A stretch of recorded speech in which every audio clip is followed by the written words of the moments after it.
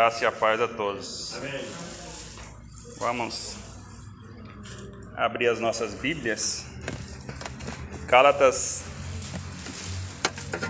3:8.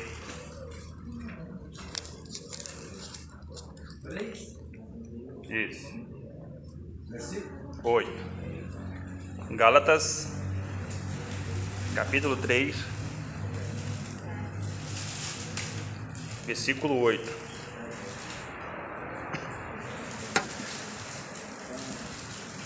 Quero falar sobre a história da igreja no Brasil. Gálatas 3:8 diz: Ora, tendo a Escritura previsto que Deus justificaria pela fé os gentios, pronunciou o Evangelho a Abraão: em ti serão abençoadas todos os povos. Ora, tendo a Escritura previsto que Deus justificaria pela fé os gentios, preanunciou o Evangelho a Abraão: em ti serão abençoados todos os povos. Amém. Vamos orar mais uma vez? Senhor, nós te damos graças por este momento que o Senhor nos proporciona. Queremos te pedir a direção para entender aquilo que o Senhor tem proposto para nós nesta manhã, através do teu Santo Espírito, em nome de Jesus. Então, essa passagem, fala sobre que Deus tem essa obra, ou tinha essa obra evangelizadora, essa obra redentiva para com os gentios. Gentios somos nós, Deus escolhe o seu povo, que é o povo judeu, e através do povo judeu, conforme a Escritura diz, é que veio a salvação.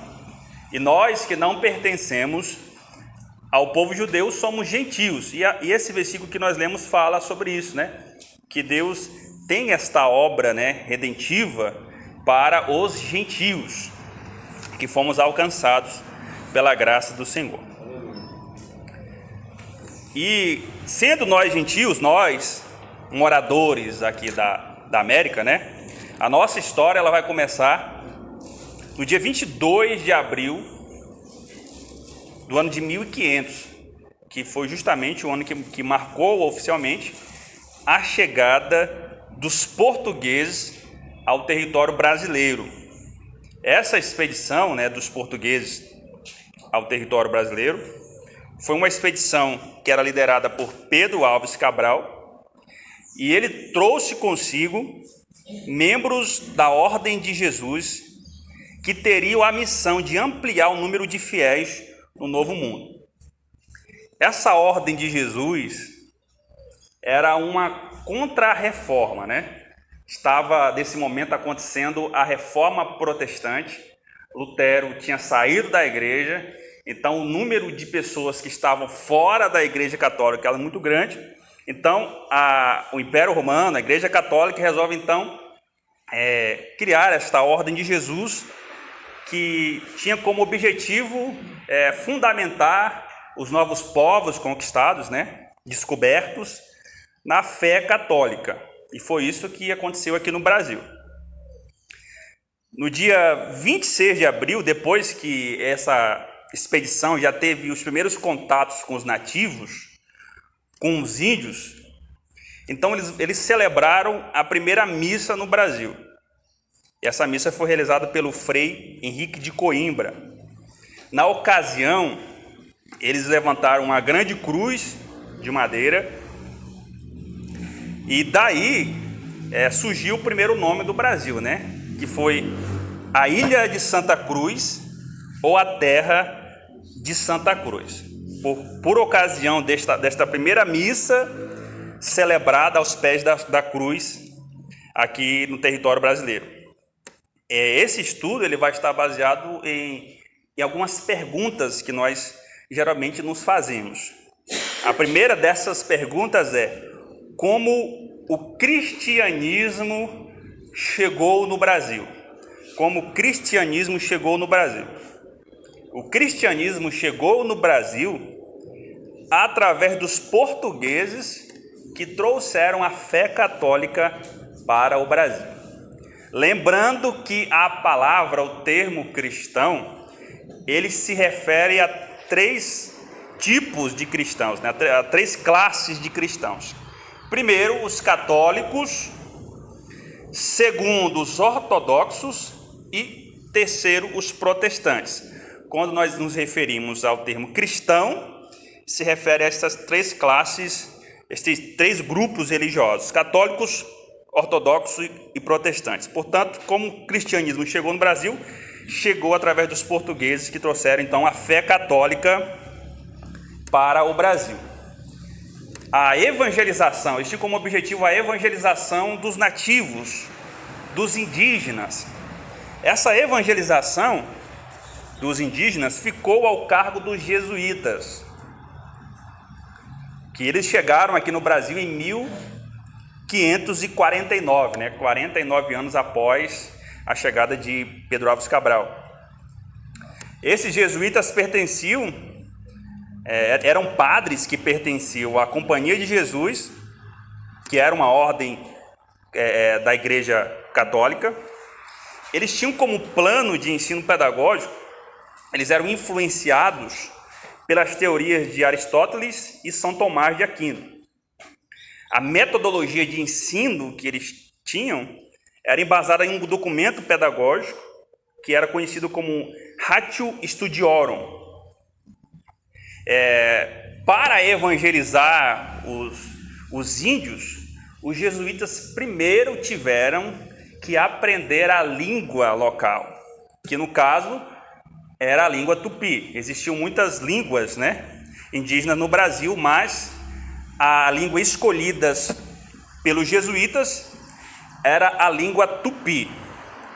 E para continuar esse processo de evangelização, eles tiveram que criar uma gramática tupi e depois ensinar essa gramática tupi para os índios.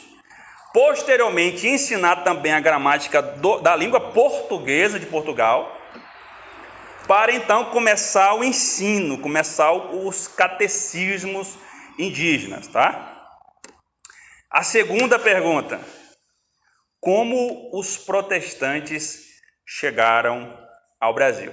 Então, a gente falou aqui sobre como o cristianismo chegou, através da Igreja Católica, que estava ao cargo dos jesuítas, esse processo de evangelização, que inclusive foram os primeiros educadores em terras brasileiras, né? As primeiras escolas brasileiras vieram dos jesuítas. A primeira escola está lá em Salvador, né, no Pelourinho, foi a primeira escola brasileira formada pelos jesuítas.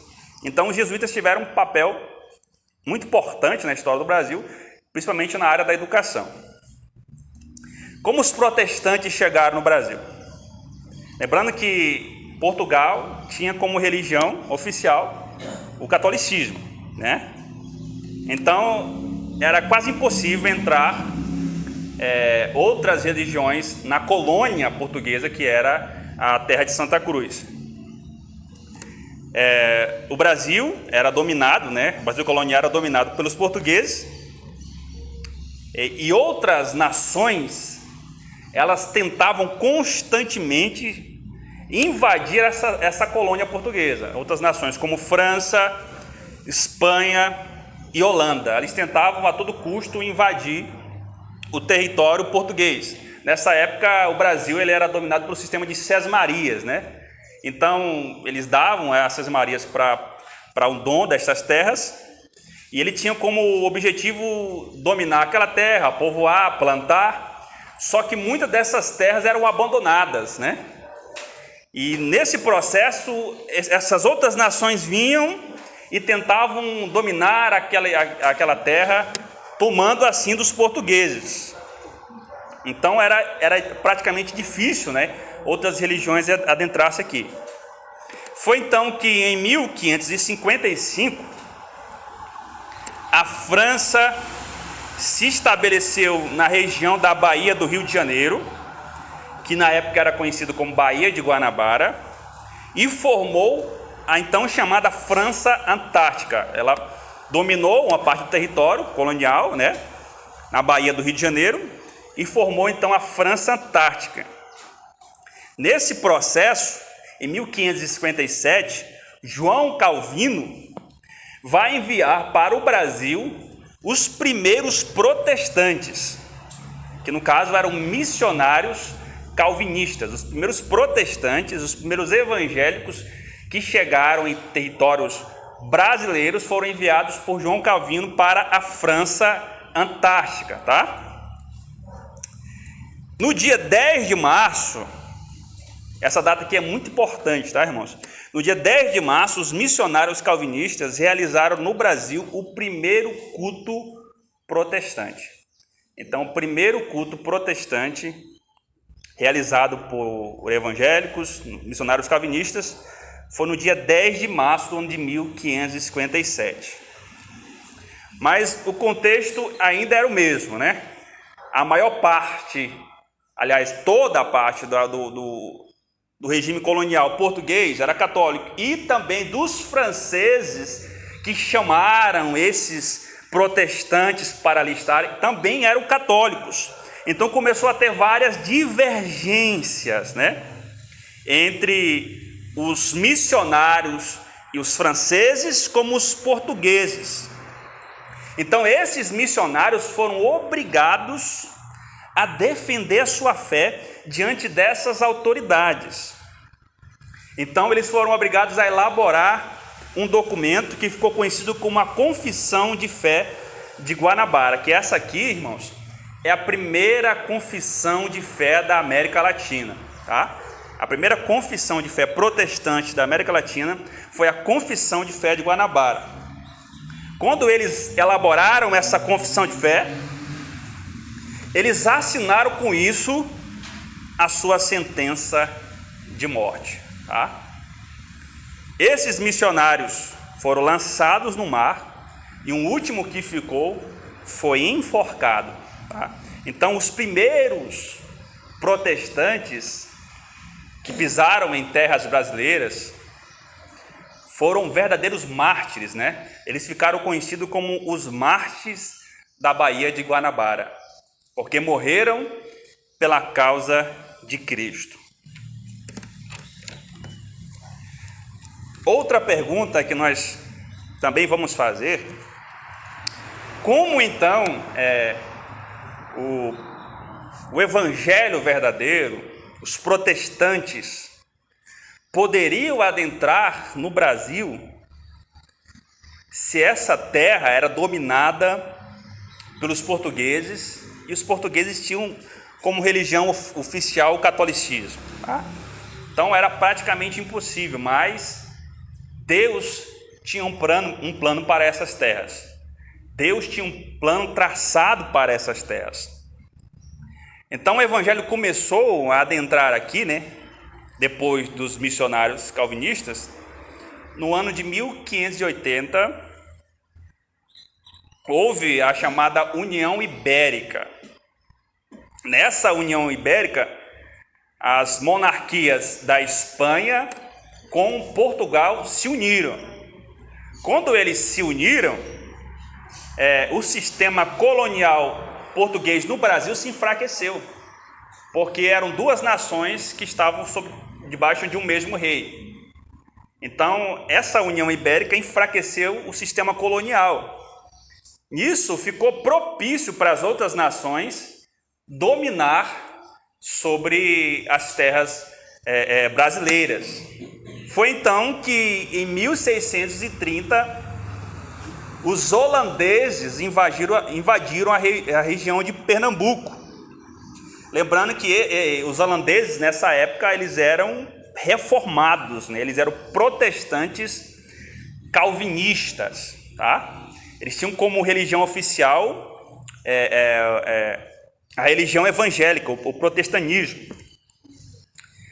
Quando eles chegaram nessas terras brasileiras, segundo uma pesquisa que foi feita agora recentemente, essa pesquisa foi feita pela historiadora Jaqueline de Souza, tá? Ela lançou um livro pela editora Mackenzie, da Igreja Presbiteriana.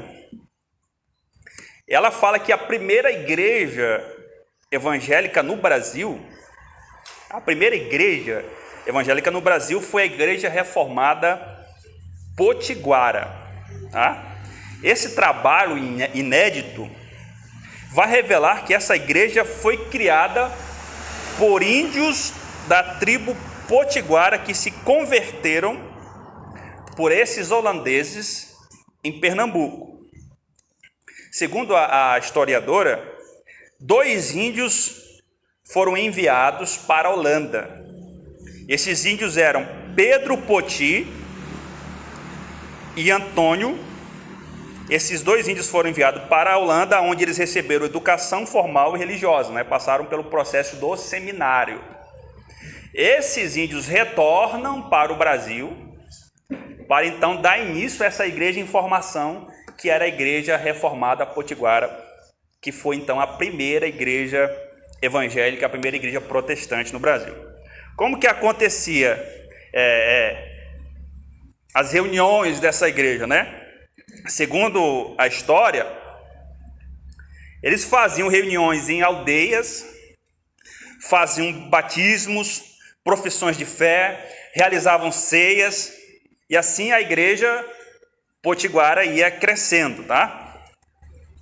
Quando os holandeses foram expulsos do Brasil por Portugal, isso aconteceu em 1654,